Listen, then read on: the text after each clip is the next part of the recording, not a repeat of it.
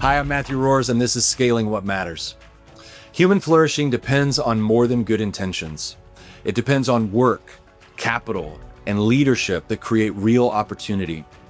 At Sinapis, we've spent 15 years serving entrepreneurs exclusively in frontier markets, at the intersection of faith, business, and job creation.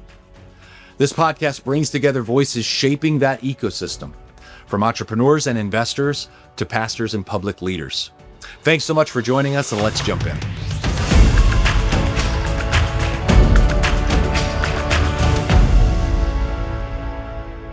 Today, I'm joined by Brian Jura, founder and CEO of Home 254. Brian, thank you for being here with us. You're welcome. So as we get started, we've known one another for a while. Tell us about Home 254. What do you do? Who do you serve? What's this company all about? So Home 254 is a made in Kenya fashion brand. A fashion brand that, this is what I'm wearing, okay. A fashion brand that not only sells quality products, but also gives you that feeling of belonging. Like, we feel like human beings like being in a community. They don't like being alone. So that's what Home 254 represents. And the people you're serving, they're those people who have been in Kenya, have traveled to Kenya, want to come to Kenya, and have left Kenya, and they still want to have like a souvenir kind of thing. Yeah, so that's who we are. Yeah, no, that's interesting. So you said part of it is the desire people have to belong. Yes. Can you say more about that? What's that mean to you? Or, tell us about how the company was started and what that idea meant for what Home 254 is all about. So we usually say, like, our tagline is "You belong," because for us, we don't see people as defined by their skin color, by the type of hair they have, where they come from. We just believe like everyone is equal, right? So we want to just Home 254 to represent. Let me take it back. Back in high school, back in campus, I'm an engineer by profession, electronics and computer engineering. I was going to say, what kind of engineering? Electronics and computer. So okay. In case there's any problem with the podcast thing, yeah, I can be your guy. But when I got to my fourth year, I'd say that I want to do fashion. So how did that happen? Because I don't know too many engineers. Because I loved fashion. For engineering, back then, we used to do things for our parents. Our parents only wanted us to be doctors, lawyers, or engineers. There's no any other option. Yeah. So, and also telling guys that I'm an engineer, it was good when I was still starting my first year. Yeah. So my first year, my second year, my third year, my fourth year, I was like, this is not for me. Okay. So then you knew that throughout all of those years, you were thinking in the back of your mind? No, around fourth year is when first year, second year, third year, it was still fun telling people that I'm going to be an engineer one day. Then my fourth year, I started feeling like I'm not really feeling this, but I love fashion. All those years we were still dressing well, but we could not afford new clothes. So we used to buy some clothes, just some cheap clothes then. Maybe we do some fixing, so they can be fitting, they look good. Yeah, then I say like, I love this country. I love my country. And I also love fashion. So how can I bring these two together to be able to come up with a brand? By that time, I didn't know it's a brand. It was just a product. Yeah. So yes, I searched online, then found like there's someone who can actually stitch that. Then we call it River Road, where clothes are cheap, but they still made them locally. So I went and bought them. Then I was telling my friends, my classmates, we had like 31 people that time, telling my classmates that I'm going to start a very big brand and you guys going to love it. So when I came back to class to try selling it to them, they could not get it. So at first, people even thought that I'm selling houses, like I'm in the real estate, because calling it Home 254. Yeah, because also I think it was really hard but I saw it like a big idea, but I didn't know how they were not. I could not understand how they could not see it. We see engineers and fashion. It's like oil and water. They never. So they weren't catching the vision early on. They were not. Why the name Home 254? So for me, I love my country and I love fashion. So I wanted to find out two ways to bring the two together. Where home is here as the strongest word they say that I know. 254 is our country code. That's why many Kenyans love their country. That's why most of them, you'll see them with this band, including me. I've had this for like almost 9 years without removing it. Yeah, so I went back to class, started selling to people, but no one could get it. So people thought that I'm selling the real estate, but I was trying to tell them that this is fashion. And that So time, you're saying I've got this idea. It's going to be this huge brand. It's Home 254. And they're like, where is the house that you're selling? yes, exactly, because engineers and fashion, oil and water. So how did I even know that it's gonna make sense? Because that time, even our tagline was not "You Belong." Our tagline was elegantly patriotic, because we were only focused in Kenya. We didn't think about, I was just excited, like I didn't want. But now our tagline changed to "You Belong," because it's not only about Kenya. It's also people who have been Kenya, people who love Kenya and have never been here. So if they come here, at least we see. Yeah. So we replace this with this. So in our engineering class, we had one lady.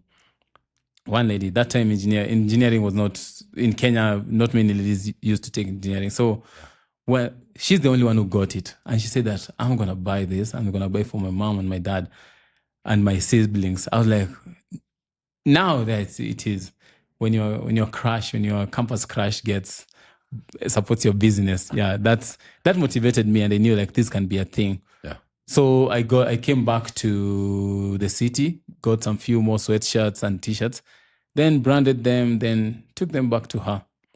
Yeah. So she was the first customer. She was the first customer. Yes, and she was the first one who believed in this. Before I even knew that this could be something. Yeah, but over time, when I was starting to market, that time Facebook was big. Facebook was the only thing that people knew. So trying to market that interfered with my grades. Because I'm trying to balance engineering and marketing a product. So one had to give. So I got my first supplementary. That means I failed. So I had to repeat that certain unit. When I went and told my dad that I failed, and I told him that I don't want to continue, I want to sell clothes. Oh my God. Yeah, that's where you know the African parent. Yeah, that was not met. I can't tell you what happened, but not a warm reception. I know it was not a warm reception. Okay. It told me like, I've paid your school fees and you're gonna do what I want. So did you think of yourself at that time? Were you embracing the idea, I think I'm an entrepreneur, or were you just so excited about the vision of the company? Because, in talking with a lot and working with a lot of entrepreneurs, there can be, you mentioned it with your parents, go into these certain professional services. These are high paying jobs. These are, really well esteemed careers. And you're feeling this internal drive toward something that's a lot riskier. Yes. What was that like? I don't know. Imagine that time I didn't even know what entrepreneurship is. That time we used to know like just being a businessman. So, but I was not doing it I was just doing it because I love the country. I not see if it was because it wasn't making money, because I was just selling. I think I was selling at cost because I didn't care about, and for that time, for you to come from Juja to the CBD, to take you a long time. We didn't have the superhighway. It was taking you a long time. So for me, it was just the passion. And I didn't know even how to describe it. I just loved talking to people. I love talking to people. I love talking to clients. From that day to today, I still love talking to clients. So it was just, I can't even explain what it was, but there was a gut feeling in me telling me like this, you can actually do it, and you can actually, I didn't know, that time I didn't know what it is, but now I hear it's called scaling. You can actually scale it. Yeah. So it was just a feeling that I had inside of me, but I was not doing it for the money for that particular time. So as you progressed in that journey, can you tell us more about what happened? How did this, so you're still on campus, you finished, what? Oh yeah. So I went to my parents, told them that I don't want to do. Yeah, they sent me back to school. So I went, clear up I stopped, I put the fashion business on hold. Then did my studies, graduated in 2016. Then I took the certificate and gave it to my dad. I told him like, Dad, that's yours. Now let me pursue my own things. Yeah, and I remember my dad called me, I am the most stupid kid he has ever had. Oh my God. Hey, that was something. I remember it was on a family meeting, and those are the words that he used.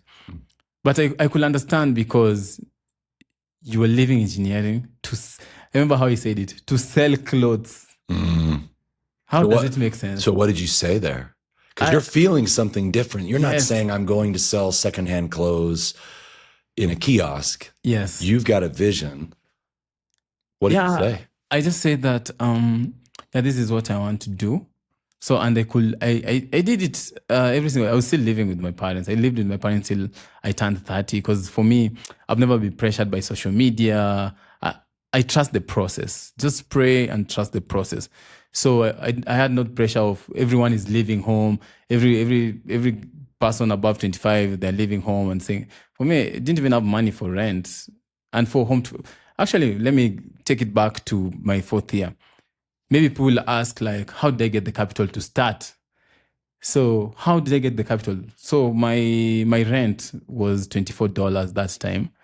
My monthly rent was $24, and my parents gave me, used to give us how much per month? Around $48 per month. But now I could not use it for starting the business. So I took my rent. I talked to my caretaker at that time, took my rent, then also borrowed $24. So Home 254 was started by $4,800. That was the capital. That was the initial capital for Home 254. So you started with $48? Yes, started $48. 48.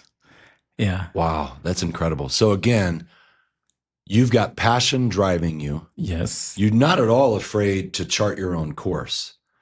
I mean, you don't seem at all concerned that, everyone's going to misunderstand or I'm going to go down an untraveled path. Yeah. Have you always been that way, or is there something about this moment that Imagine I've always been that way. I just believe I usually believe like there'll be light at the end of the tunnel.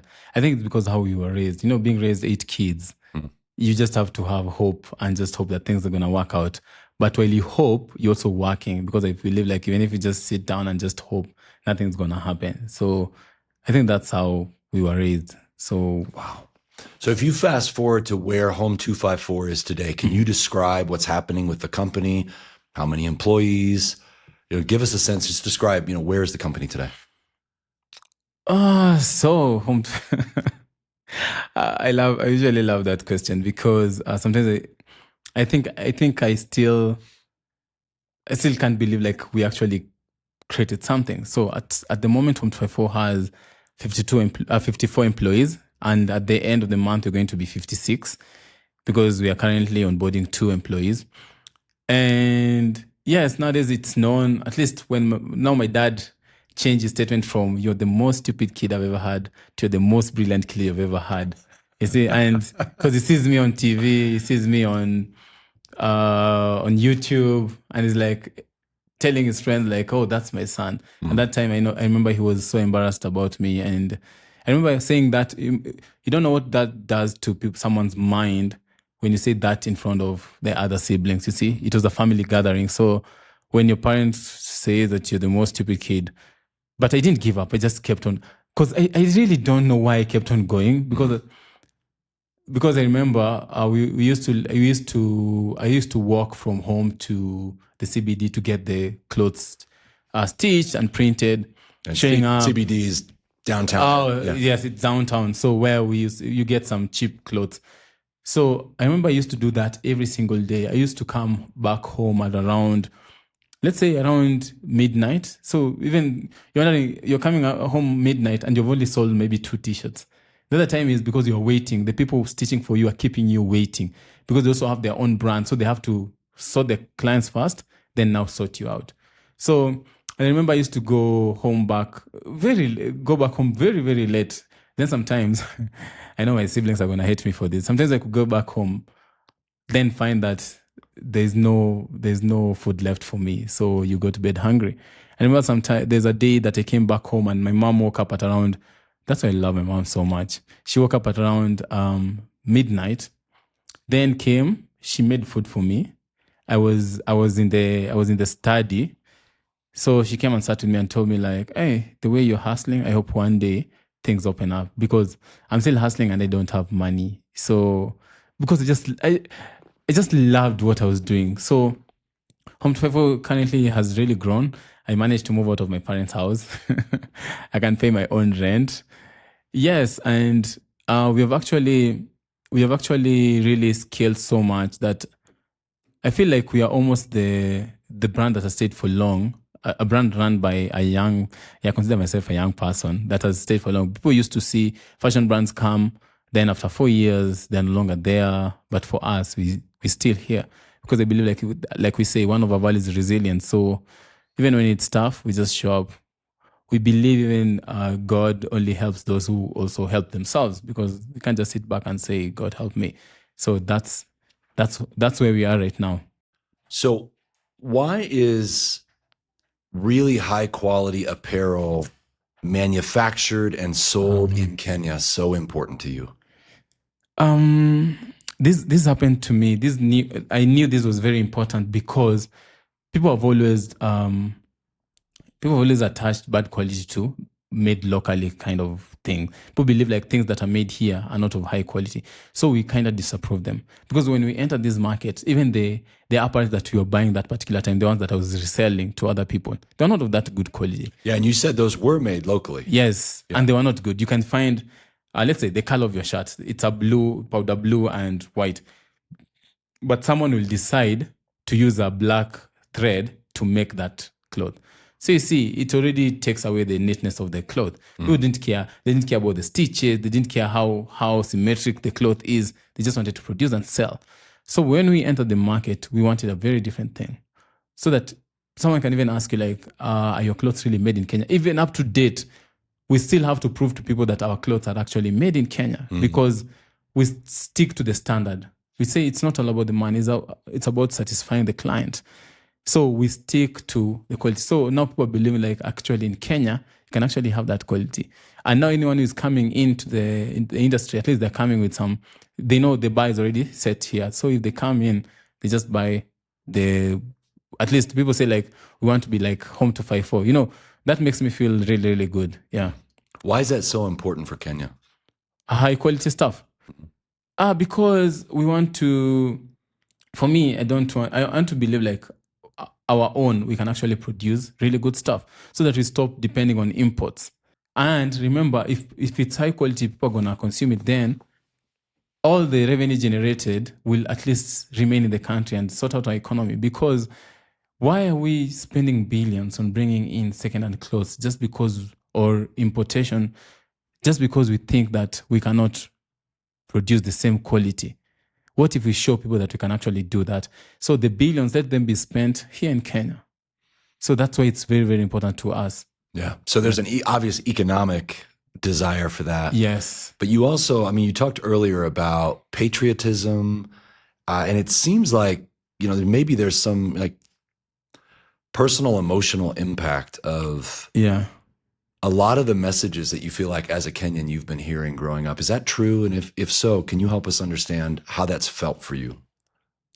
Okay. For us as Kenyans, I don't know if we really, really believe in ourselves. We don't believe in ourselves till someone else does it. So I remember when entering this industry, people used to believe that you cannot do it. You cannot do it. You cannot do it. You've been told so many times you cannot do it. And I feel like that's a perception that we need to change. And for us, we were here to prove the point. Yes, it's expensive to do it, but again, we realized we can charge premium for quality stuff. So patriotism, Kenyans really love their country. Like Kenyans, I feel like Kenyans are one of those people who love their country and they will always support it, but if it's only if it's good. So why don't you just make it good and people can now start consuming our product? Yes, we know now we have even counterfeits. Okay, imitation should make us feel good, but sometimes we don't like it because sincerest form of flattery. Yeah, but you're like, I don't need that flattery. No, I don't need that kind of flattery. No, I don't need. You create your own. We've already shown you it can be done. Yeah. So create your own. So. And patriotism, let me say about patriotism. For us, we usually say, have you ever tried messing up with a Kenyan on Twitter or X? I have not, but tell me more. But have you heard about it? I have. You never mess with any Kenyan on X because everyone will come and support, even if they're on the wrong, they'll support it just to prove that they support their own. So that's how Kenyans are. Kenyans love their country. Yeah. So how can you tap into that? I never liked how people used to wear the colors of the flag to show that they're patriotic. I felt like that's disrespecting the flag. So that's something that inspired us. Like, how can we find a way to show our patriotism, but in another way, like in the modern way? Like this, I'm showing my patriotism and still look good. Yeah, it's beautiful. So that's how we wanted things to be. Yeah, it's one of the conviction points in our work at Sinapis is that we're completely convinced God is raising up leaders from within their own communities to chart courses like you're describing. Yeah. So it's born out of conviction. It's born out of passion. Our job for those that want to hire us, and that's a really important clause, is we'll walk with you. If we can help you, we'll help you.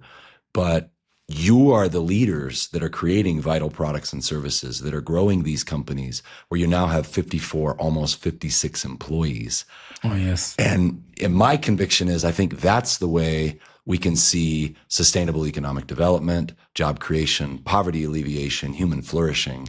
Oh, yeah. And so that it's so exciting for me to get to work with entrepreneurs like you and see this kind of journey.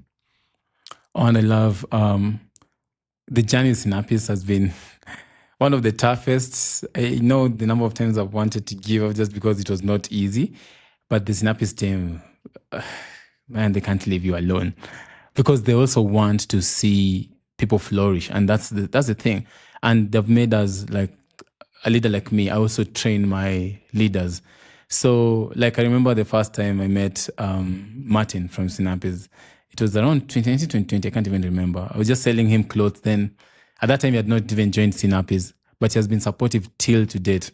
The number of phone calls he can make, oh my God. Yeah, and that thing has changed something in me. Even when I want to give up on an employee because they made a mistake, I find like even me, I have to be told so many things, so many times so that I can be able to change it for the first time. Like every time we want, when an employee maybe does something wrong, I remember I was just like feeling like, can I just fire this employee? But nowadays you're like, okay, what went wrong? What happened? So how can we fix it together? Like that we got from the training we got at Ascent. And that was I feel like that was the toughest thing that I ever done, but it was the most impactful thing to our business because everything we do nowadays, we do it intentionally with God in mind. And so mind and heart, God in mind. And again, remember you're running a business. The balance is not easy. Yeah. Can you tell a story either about what that looks like in the day-to-day reality of leading the business, or it could be the impact on employees or, some of these other firms that have started up because of what they've seen in Home 254? One thing I learned, and okay, it's a good thing. We learned that when people like you see that you've managed to scale a business successfully, it gives them the hope, and it gives them like you have already proven a point that actually you can actually grow, and that makes other businesses come up. I've seen so many businesses doing what you're doing right now, and at least they acknowledge that they're doing it because they've seen us do it. That's a good thing for us because I remember when you're starting, you're almost like only 2 businesses that are doing this. Now there are so many of them. But I could play devil's advocate. I mean, you're creating, in a way, competition. You feel like that's a good thing? I feel like competition is really good. Yeah. Because I feel like, okay, sometimes I feel like competition is really good because also it keeps us on toes. Because if we become comfortable, we're going to have a flatline kind of growth. But now competition is making us like on toes. Like, oh, these people are coming for us. We need to. But we know they have to do their 10 years first before they catch up with us. Right. So that's the kind of thing. And for me, actually creating jobs and seeing the kind of impact that we have, the employees, that's amazing. I remember there's one day I was in my office. Then around 5:30 p.m., 5 p.m., the employees were leaving, the tailors were leaving. Then this one lady comes to my office. Like this is the first time I'm seeing her in the office. So she comes and tells me, Mr. Job, there's something. It's so weird when someone is older than me calling me Mr. It usually feels so weird. But they say it's not the person, it's the position they usually respect. Right. So I tell her, like, have a seat. Then she didn't want to sit on the seat because she feels like she doesn't deserve to sit on that. I'm like, no, just sit. Then so she said, like, I was just coming to say thank you. Thank you for allowing me to have a job here. It has helped me to pay my kids' fees, school fees. I'm like, okay, I know exactly how much you pay you. How do you find the balance between, it says that at least that with the bursary, at least, and the kid was called to a national school and the kid managed to get good grades. That how authentic she was and how grateful she was made me know, like, I'm not only doing this for me, I'm doing it for all these people. And we made sure that we're going to change the perception. You know, fashion industry is known to be a victim of exploiting workers, exploiting kids, and can I say the elderly? Yeah, it's usually, so for me, I don't want to do that. So for me, we try as much as possible to treat all employees equally. So the effort, the value you bring, supposed to be equal to the value we also give you. So it doesn't matter, are you working in the back end? Are you working in the front end? Are you working? It depends on the value that you bring. So when she told me that, that changed something in me. I was like, okay, there are people here who will actually literally die for me just to make sure this company stays alive. That was the first one. Then the other one, I didn't even know. Now, how I knew this trickled down to my team, because there's something that happened. There's a time in Kenya we had floods, like major floods. I didn't know that there's an employee of ours who was affected by the floods. So my team, without me knowing, I came to know when Sinapis was doing an interview that we actually had an employee who was impacted by the floods. So the team, my team that worked directly with me, actually figured out something, took care of her, moved her. I'm like, okay, now this is what I'm. So when they figured out something, what does that mean? What did they do? So they gave her clothes, meals, like they just replaced everything for her.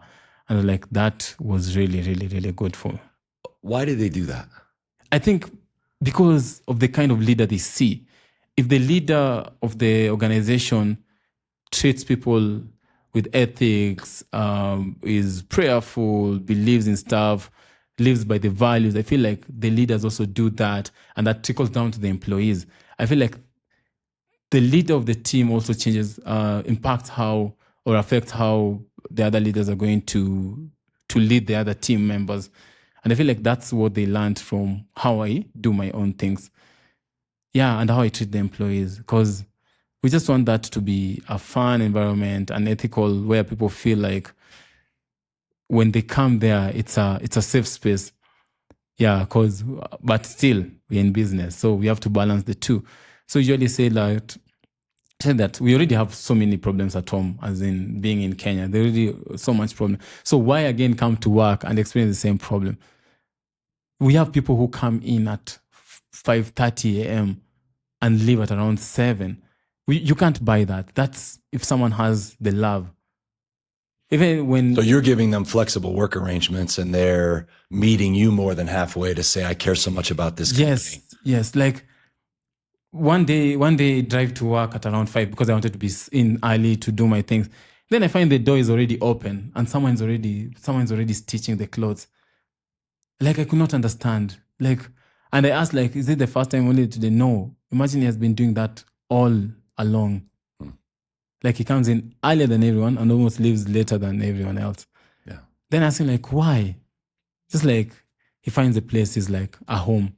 So we can't keep on telling people like, oh, you belong. We want to make you feel like home externally, but internally, everyone feels like, lack of a better word, feels like trash. Like they're not appreciated, they're not taken care of. It doesn't make sense. So we start by making them feel like they're really appreciated. Then that's how they'll treat everyone else. So that by the time I'm here talking about how we treat our employees, it's not just for clicks or people to clap, or it's the actual thing that is happening. And I don't even care if people are checking or people are looking or I will still treat people as people. And that's just me. And I feel like being with people like the other faith-driven entrepreneurs or team like the Sinapis team, it makes you see like you can actually treat people well and still run a business. It's not easy, but they can coexist. Yeah.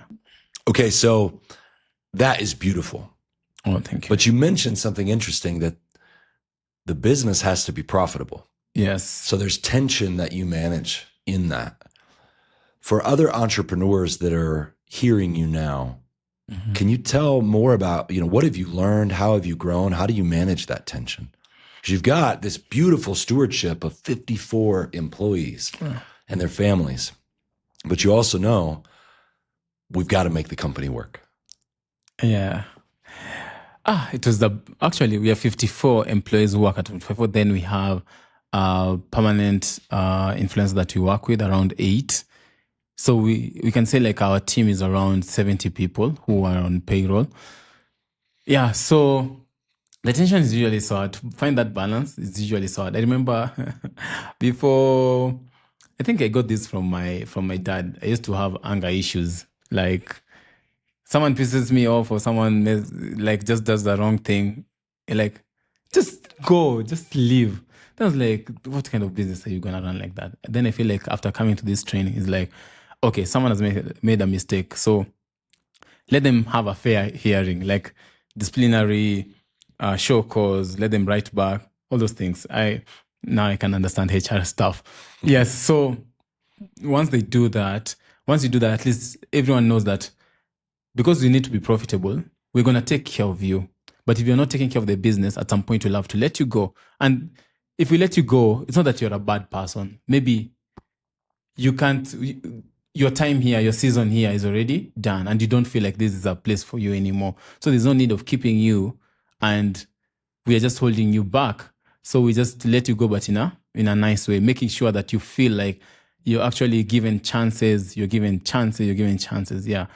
And that's how we have managed to do it. Because nowadays, like, I don't even deal directly with the employees, at least. So at least the HR has to do that.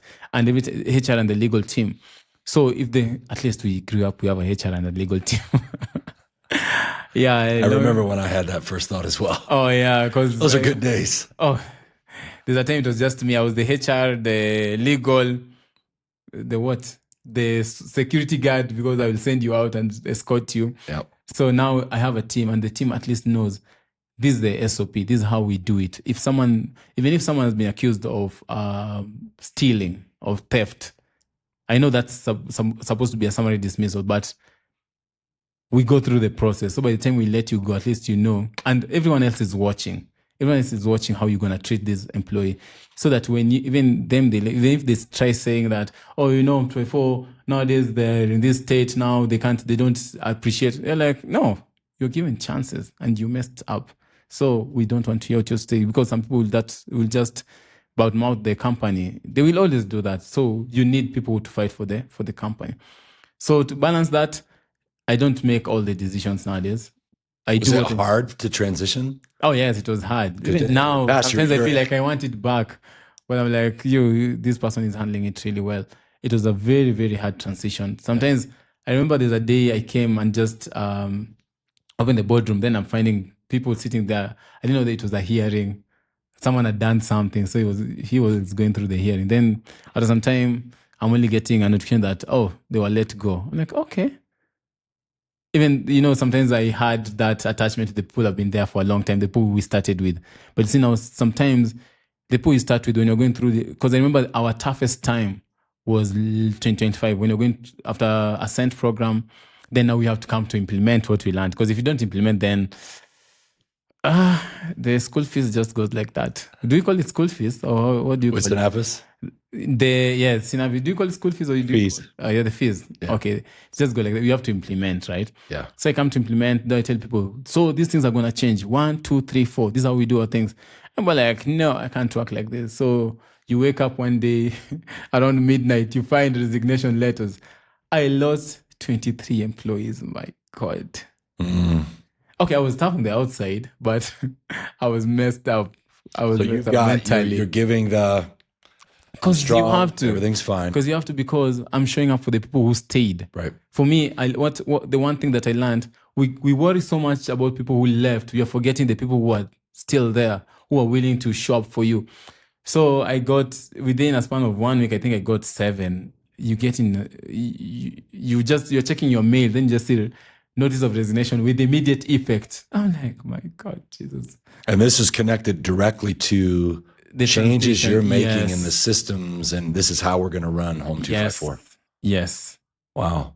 Yeah, so that was one of the major challenges that we faced. What sustained you through that time? Because losing 23 people in a relatively short period of time. Yeah, it was within a quarter, we lost 23 people. Wow. Yeah, so what sustained you? Some people stepped up, and while the HR is looking for other people, some people stepped up to be able to keep the company running. Yes, and that's the team we have built. We say like we stayed, so we need to figure it out. If you don't figure it out, The next year, we're not going to have this business over here. So we need to figure it out. So some people stepped up, started doing 3 roles. And that was beautiful to see. Yeah, because sometimes I could lock myself in the office and just feel so bad. And that's God, like, okay, God, even if it's the transition, please just let it happen in phases. This is too much to handle. Because you're handling that. You're also handling supply chain issues. You're handling the revenue authority. Sometimes it's too much. And that's when I pick my call and just say, Martin, it's a lot. So what do I need to do? Then come to the office. Yeah. And I feel like as a leader, having someone to talk to sometimes is really, really good. And for me, that person, those people have always been the people at Sinapis, to be honest, because they've gone through the journey, they understand the business. So at least sometimes we just pick up a call and they always pick up. Yeah, and I know many people have seen me, many people at Sinapis have seen me cry, they've seen me break down, they've seen me starting from scratch, because sometimes the things that happen when running a business, actually in Kenya, it's an extreme sport. It's an extreme sport. Yeah. So why do it? Why shoulder that much challenge? Exactly. Sometimes I ask myself why. Then I go to the HQ, where we do our production. I look at those people and see how they rely on this. Like, they literally rely on this. If I give up or if I tap out, it means I'm affecting almost 54 lives, where they will need to figure out like what they need to do. And some of them have been there for, like, that's what they depend on. Yeah. And it's 54 lives, and then how many other people who depend on these jobs. Exactly. So I remember when there's a time, 2023, it was a very hard time for me. I think I even got depressed. I got depressed. It was even a hard time to actually even just to wake up. Mm-hmm. But again, I had to show up.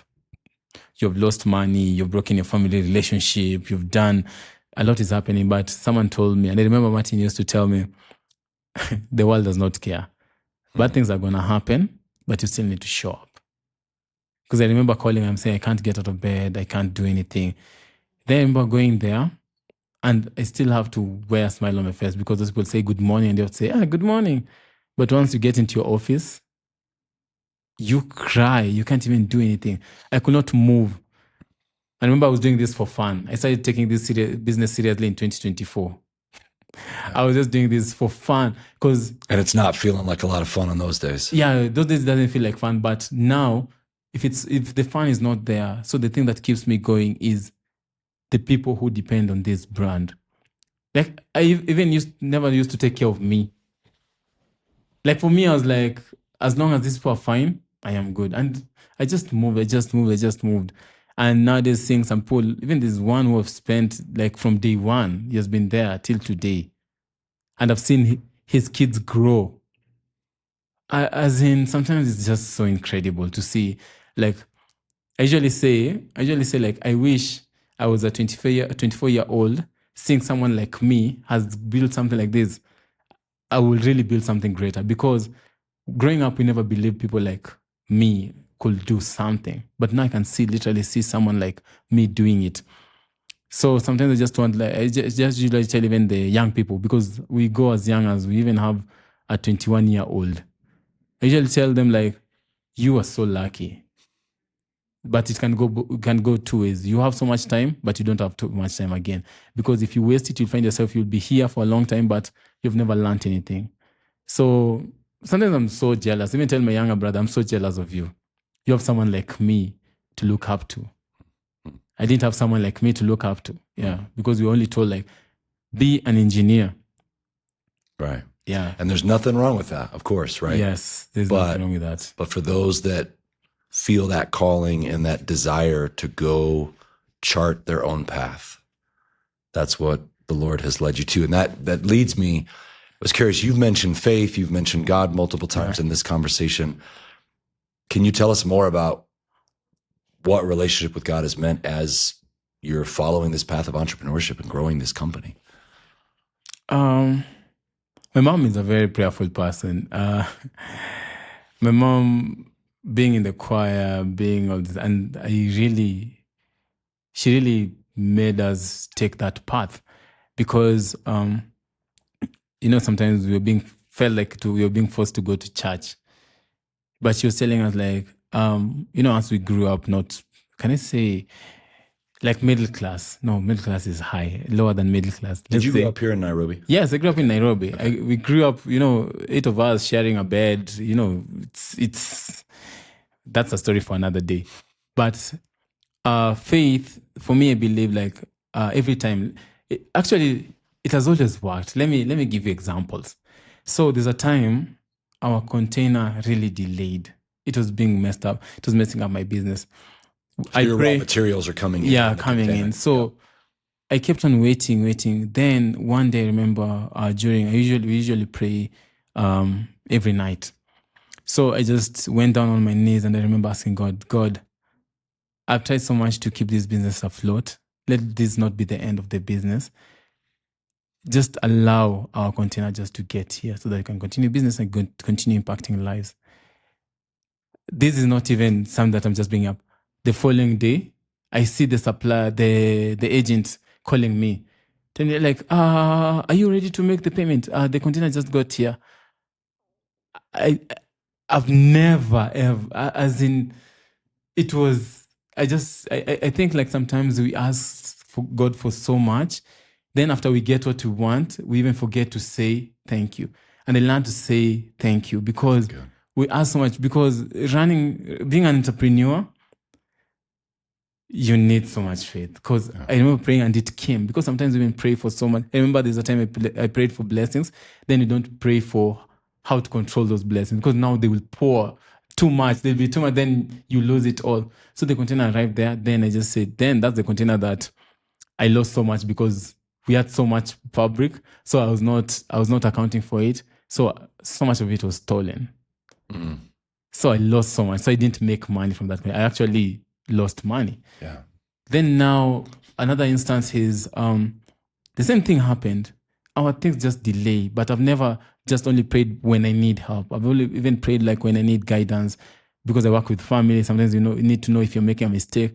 Because I remember even some point people tell you like from the decision you make, people tell you like, now that we have supported you to get the business to this level, now you're throwing us out.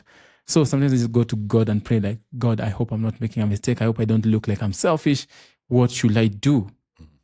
What should I do? Because it makes, some people can talk to you and you feel like you're letting them down. Like now you've gotten to where you wanted. Now you're getting rid of everyone. So at some point I usually pray like, I hope God I'm not making a mistake by letting this person go.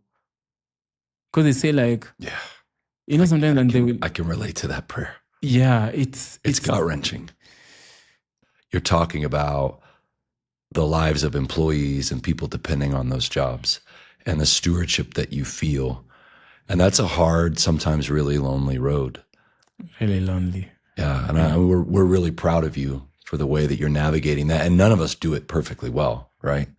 It's always trying to hold on to the Lord, be discerning, be wise, make the best decisions. And sometimes you've got deadlines for when those decisions have to be made. Yes. And it may not all be perfectly clear.